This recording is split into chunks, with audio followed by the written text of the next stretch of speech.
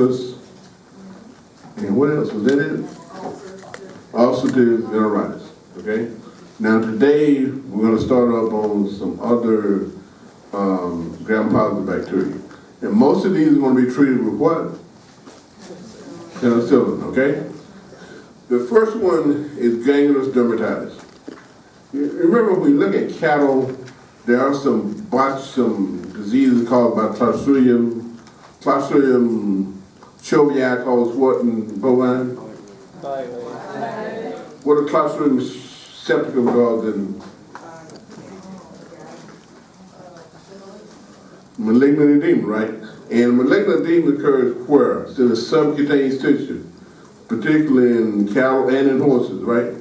So there's a condition that's similar to that in chicken. And it's gangrenous dermatitis, what they call it. Gangrenous dermatitis. And just like when we look at this similar condition in horses, particularly, and in cattle, it occurs primarily in the subcutaneous tissue, okay? The same thing is true here. Except most times we see it's Clostridium septicum, but it can also see it with staph species. Again, chickens and turkeys, primarily. This is one that where the chicks about 2 to 16 weeks of age. Again, these are for young animals, and so you see them in broilers market age. So you go to market age, you can see this condition in birds that come to slaughter. Just like Chovei, where do you get black leg from? Does it come from animal or from where? Soil. Same thing here. This is just like malignant edema in horses and cattle. So you get it from the soil for the most part. Okay?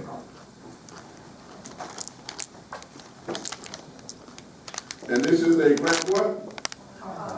Okay? Now, just like malignant edema, when you think about malignant edema, particularly in horses and cattle, in the subcutaneous tissue, you're going to get necrosis, okay? Because you have what type of environment? Anaerobic environment, okay? So when the bacteria gets in there, oxygen tension is going to be low, they're going to proliferate, they produce toxins that's going to cause necrosis, because the toxin kills everything it comes in contact with, and it's also going to produce gas. So there's emphysema, which is gas in the subcutaneous tissue, and necrosis, and the hemorrhage. And hemorrhage is there because the toxin is going to kill some of the blood vessels. And what happens when you kill blood vessels? What comes out? Blood.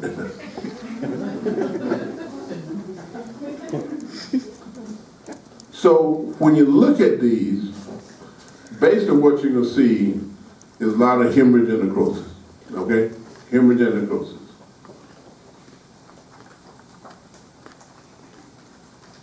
When you go to the poultry plant, processing plant, sometimes you'll see this. And what do they call this in the poultry plant? Anybody remember? Anybody been? God, what do they? Well, anyway, it's through the gram positive, so you can treat with what? Penicillin or tetracycline. Okay. So the etiology most of the time is going to be Clostridium septicum. But you can get it with staph, okay? If it were caused by staph, what is something you might consider in treatment if you know the etiology is staph and not Clostridium? Yes. What does staph have? Whenever you got a skin infection and you got staph, what is something you have to be cognizant of when you're treating it? What? MRSA, right? Which is what? Okay, so, right. So what, when you got that, what are some things you can use to treat it instead of penicillin? What? Now, first generation cephalosporin are a lot like what? Penicillin. Second generation cephalosporin are higher, right? So, a lot of times when you talk about when you get into the small animal dogs and cats, when they have a skin infection, sometimes they'll give it Ceflexin, which is a second generation cephalosporin, or some of the higher generation cephalosporin. The same thing with true if you know it's staph, okay?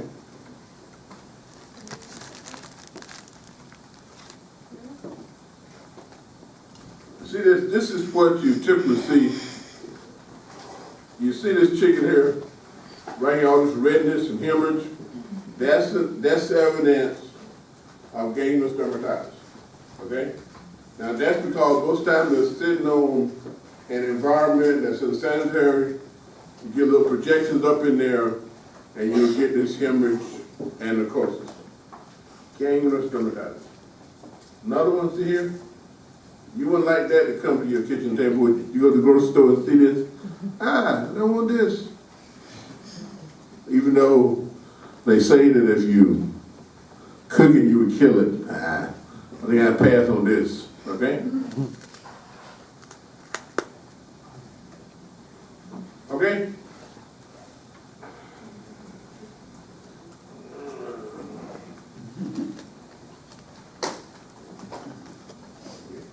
Okay. Remember we talked about staph can cause gangrenous dermatitis. But when I'm talking about staph here, I'm talking about one specific condition, and that's bumblefoot. Have I heard of bumblefoot? Okay. You see it in chickens, but if some of y'all deal with other species of wildlife, especially raptors, what do they use their feet for? Grabbing everything, right? They may grab prey, they grab branches, okay?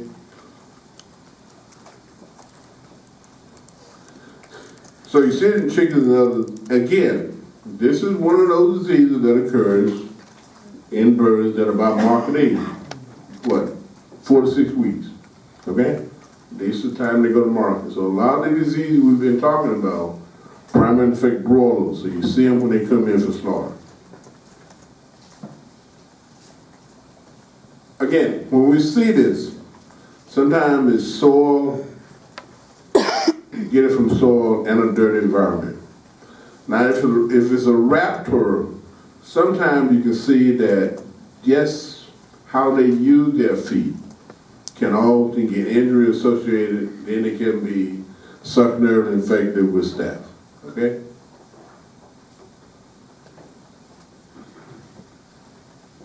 Has anyone ever seen bumblefoot? What species it is? Citizen, anybody? Penguin. A duck? Okay. So you see it across, you can see it in a number of them, but it can be a problem in chicken. Okay, can be a problem in chicken.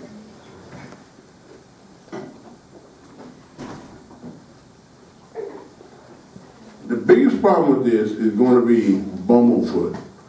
And it's nothing but something that looks like a big abscess on the foot. Technically, it's not an abscess in chicken because they don't have what? The enzyme that you find in neutrophils, they're heterophils, so, but it's like a big abscess.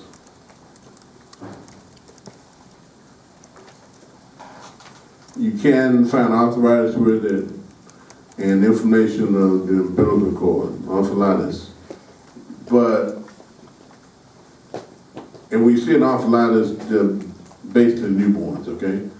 But you, typically what you're looking at is bumblefoot.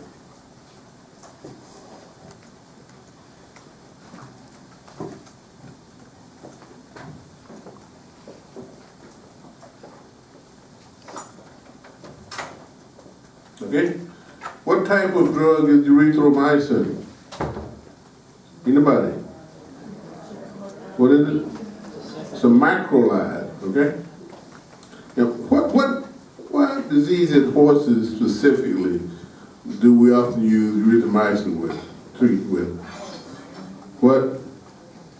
In the lungs? Not strangles, but what's other one? Not strep, what's other one? What's the big abscess in the lung? Rhodococcus, right. It's one of the things you use rhodococcus. Erythromycin which is a macrolide.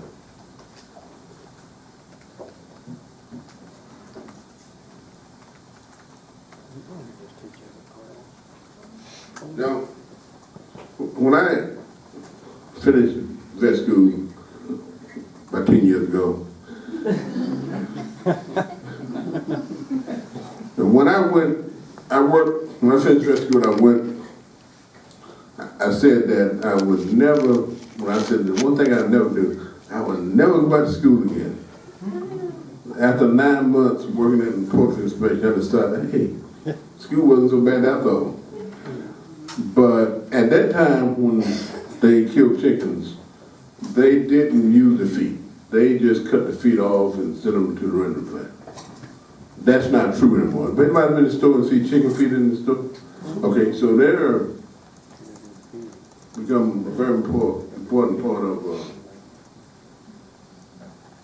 the financial network of poultry industry. But what you find, then it wasn't a problem. And now, you see this little area right here, here and here. This is where you got the abscess type process. It's filled with heterophils, okay? And if you look at a foot, if you ever eaten chicken feet, all the meat is where? Right here, most of it.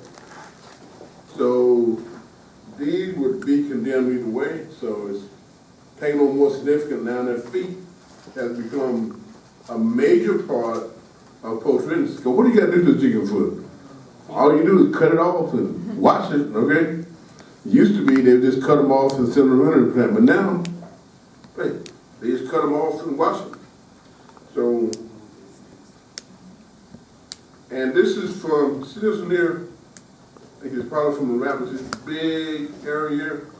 This is bumblefoot, and this is a raptor. You see why they have a difficult time grasping on anything.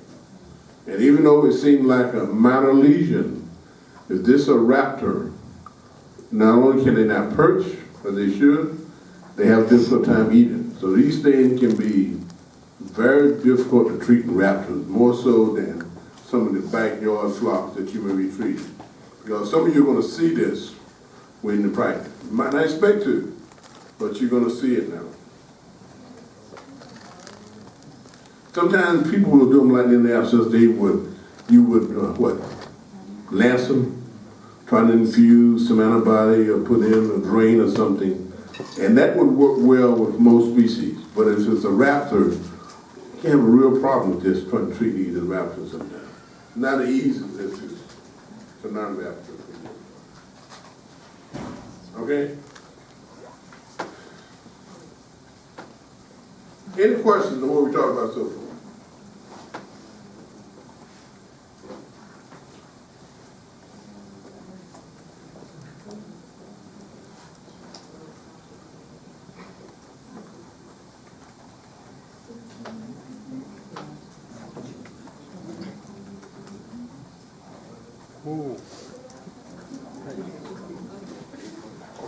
I debated whether I should throw this disease out, but I figured why, okay? I didn't throw it out because a lot of times when you listen to the news and they will talk about, if you look at some locker rooms of professional baseball team, professional sports team, or sometimes college team, they would develop a streptococcus infection, where individuals get what they call this flesh-eating strep. And so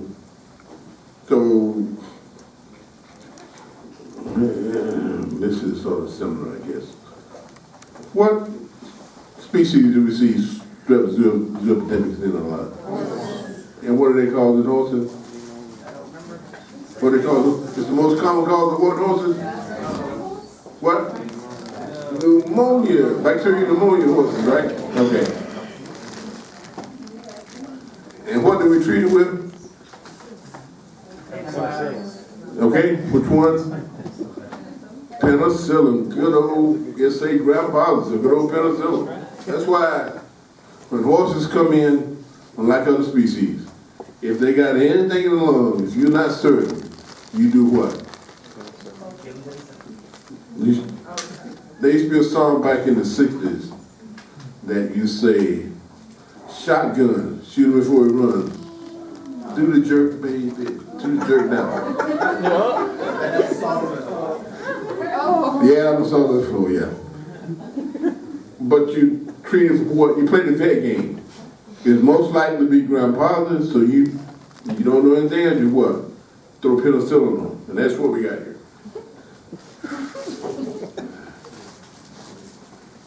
This one is basically transmitted by everything: water, soil, and seed. Okay, aerosol. Not like strep infection anywhere. But most of the times, you're going to get, in addition to respiratory signs, you're going to get a septicemia. And what we see in bacterial septicemia, you see parahepatitis, endocarditis, splenomegaly, hemorrhage. This, look at strep, they sort of look alike from one species to the other. Again,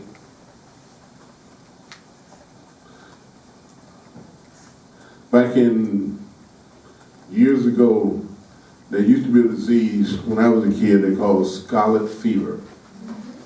Yeah, and it's caused by strep. And one of the things you see with it, that it did cause a valvular endocarditis. It's like you see in some other animal species, when you see a valvular endocarditis, one of the things you have to consider is strep, okay?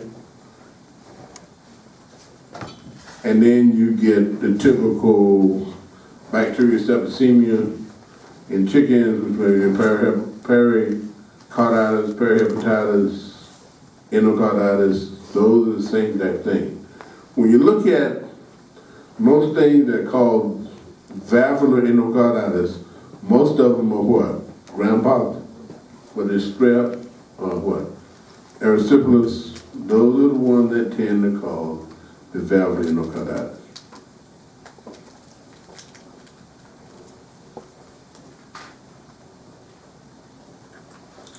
And of course, this is a gram-positive, so we treat it with what? Penicillin, what's another drug? Belong to what family? Macrolide, that's what it says.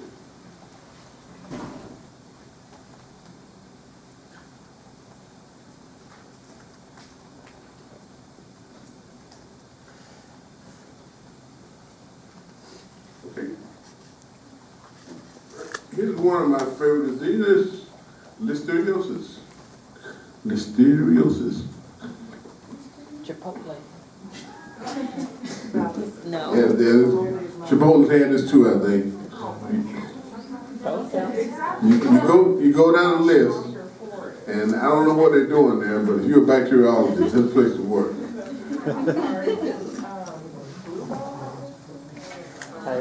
Don't wait on that. Leave that out, yes. That was the bluebell in Texas. We're all stronger for it, okay?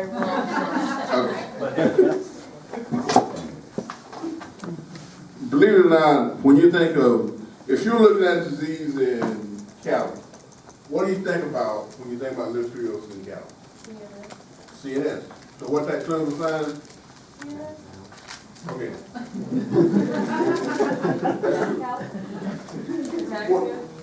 Ataxia, what's another name? Circling. Circling. You think about any type of CNS, so maybe ataxia and circling. And where the lesion located in the brain, what part? Brainstem, cerebellum, that's why, okay? Now, what else does it cause in cattle?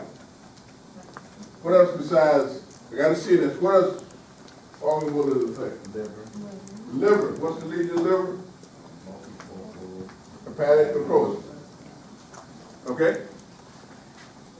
What else does it cause? There's another thing it will cause. No, we got CNS, we got liver, multiple hepatic necrosis associated with septicemia. What? Yeah, it could be passed in the milk. What else? Yeah, because it's one of the things that can cause food poisoning from pasteurized milk. Yeah, the heart. I guess I was thinking about, you can't get this in chicken, but it does cause abortions too, right? Abortions. They cause abortion. Now, except for the abortion, the same thing you see in cattle, you see in chicken, okay? Again, it's transmitted by soil and aerosol, but you look at it, incoordination paralysis. Incoordination paralysis is associated with a CNS lesion, okay? When you look at it, lesions in animals, you open up, there is massive myocardial necrosis. Now, if this is a cattle, you get myocardial necrosis, but it's not massive, okay? There's encephalitis with microabscesses, just like you see with cattle. There's hepatic necrosis, just like you see with what? Cattle, okay? So, except for the abortion thing, which is a little hard for a chicken to do, most of these, it's gonna look like it would be if it was in a mammal, okay?